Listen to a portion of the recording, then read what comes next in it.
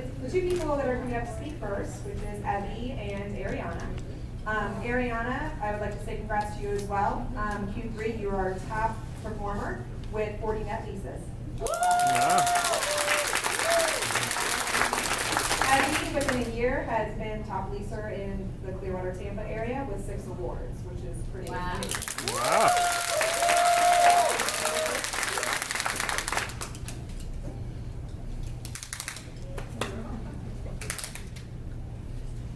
Thanks, Misty. I want to say that everyone looks so great today, but I want to especially congratulate Team Tampa because I am spoiled and live on site, and I haven't been up before 8 in a long time. Good job, everyone.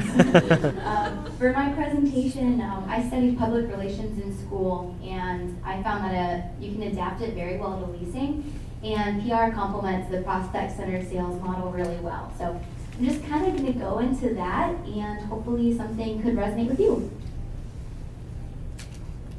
So a lot of people don't really know what public relations is. They kind of think it's the same as advertising, or you think it's that media person who spins a bad situation into something good, which it is a lot of the time. Or it's really glamorous and all you do is go to parties, kind of like Samantha from Sex and the City. She's a PR practitioner too.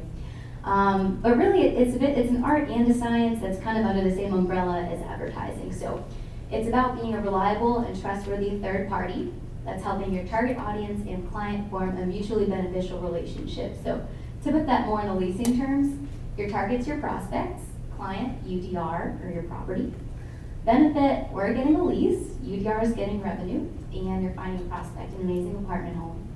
And the most important part of PR and in leasing is the relationship. So you're forming a lasting relationship that's going to help you for hopefully years to come. So just to point out the big differences with advertising, it's usually more from the company's voice, and you're trying to tell as many people as possible, I'm a great company, please come use me. PR is a lot more specialized. It's basically taking a step away from the company, saying I've evaluated all of the options and we really are a great company, you can trust me. Something I found really interesting is that if you look at the daily tasks that a PR person does, it's what we do every single day. So if you look at that pie chart, we've done everything on that list.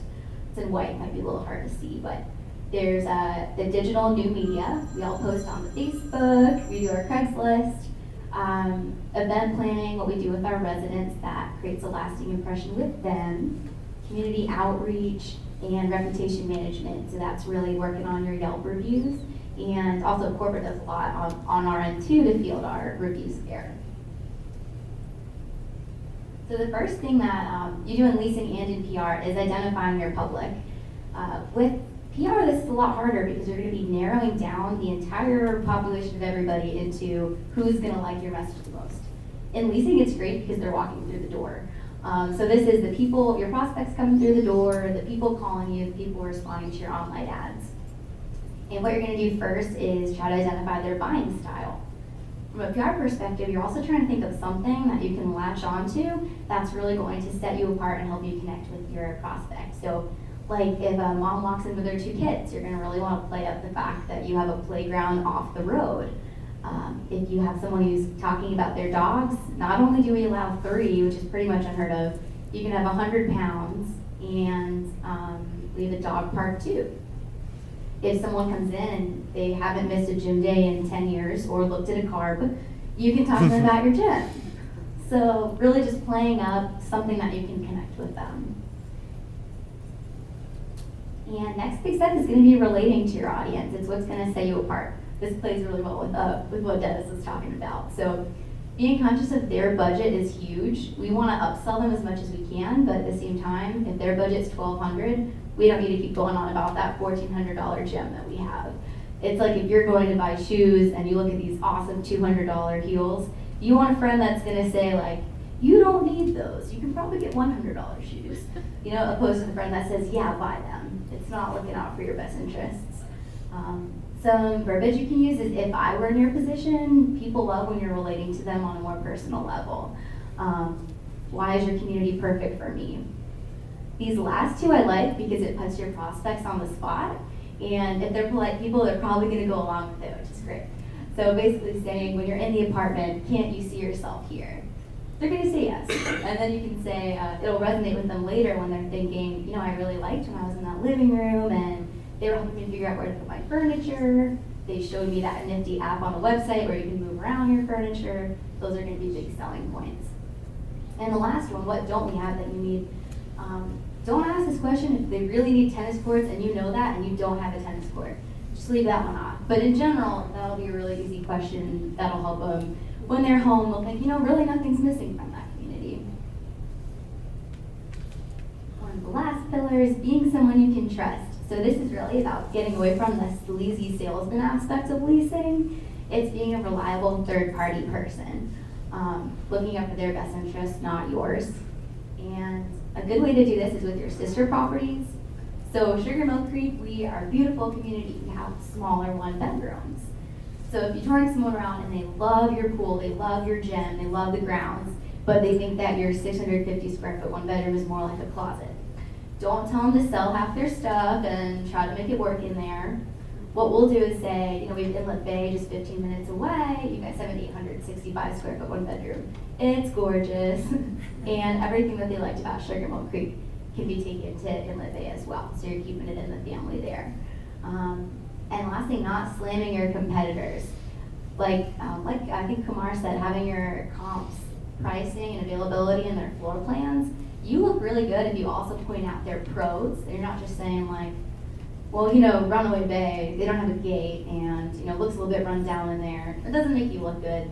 If they go tour the property, they're gonna see that. But if you can pull out a pricing sheet and say, look, they're less money, but at the same time, you know, you get 2 patios there, which is great, but you don't get a gate. So pointing out the pros with the cons. And lastly is forming that lasting, mutually beneficial relationship. So this is all about being that friendly, familiar face in the office, helping out with their service requests and talking to them while they have events, and make sure you're treating them like a resident and like an equal versus that commission and just, you know, leaving them alone after that, which is obviously not good. And having a great relationship is going to pay off at renewal. And don't you guys love you can get these stickers for everything now? I do. And that's it. Just have some interesting quotes about PR.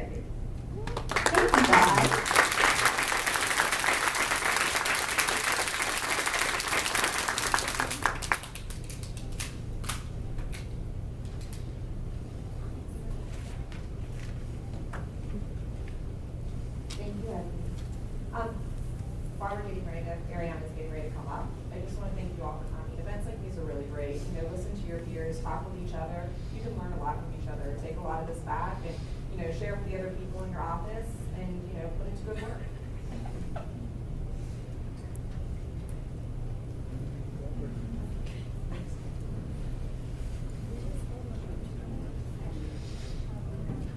All right, Ariana, you ready?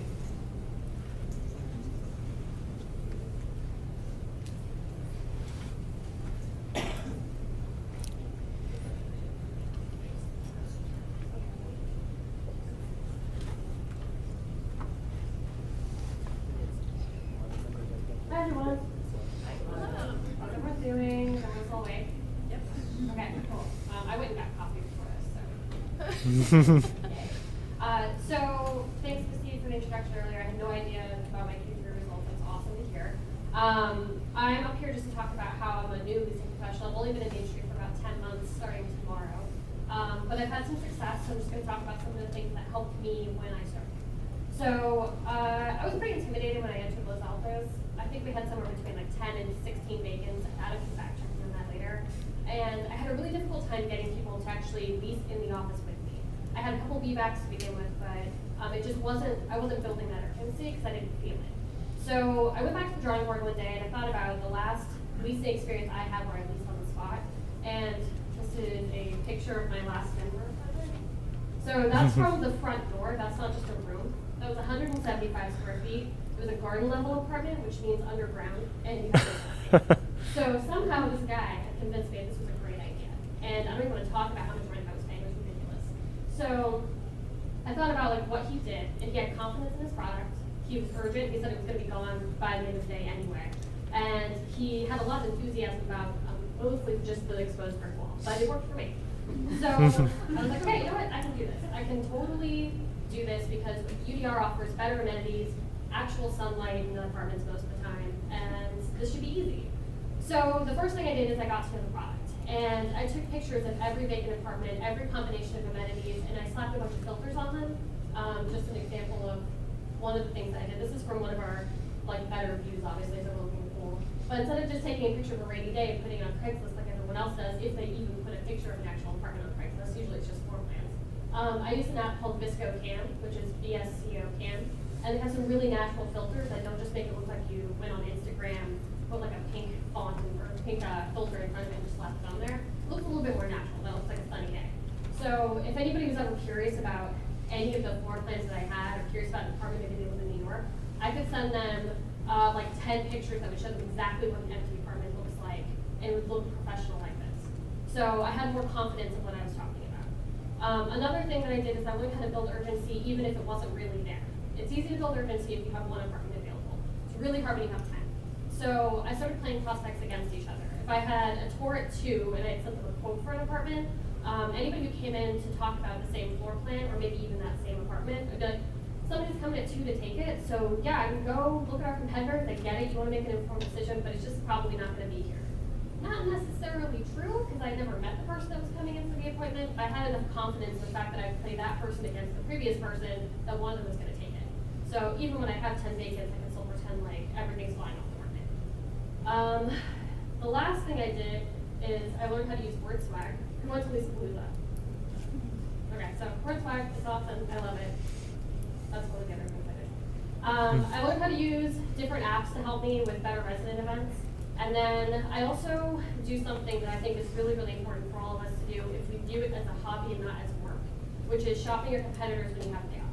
And I don't mean just going out and actually taking tours. I mean go on Craigslist, instead of going on Facebook, go on Craigslist. Instead of just watching TV and getting on your phone and texting somebody, go on Zillow. Look at all the different markets around you, because when you start pretending to be a prospect every day or every week, as I do, you realize what prospects are missing out on with our competitors. And they're missing out on enthusiasm, confidence, professionalism.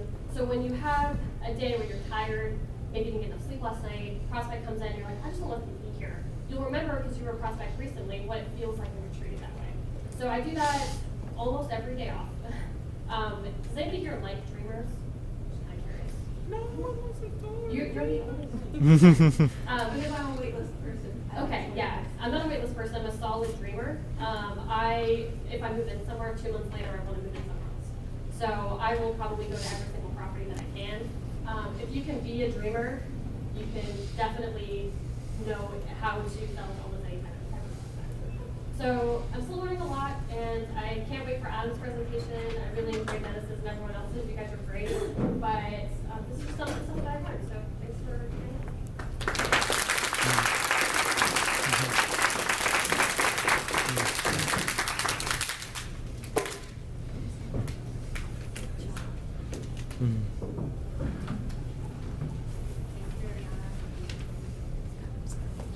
Peut-être 2 secondes.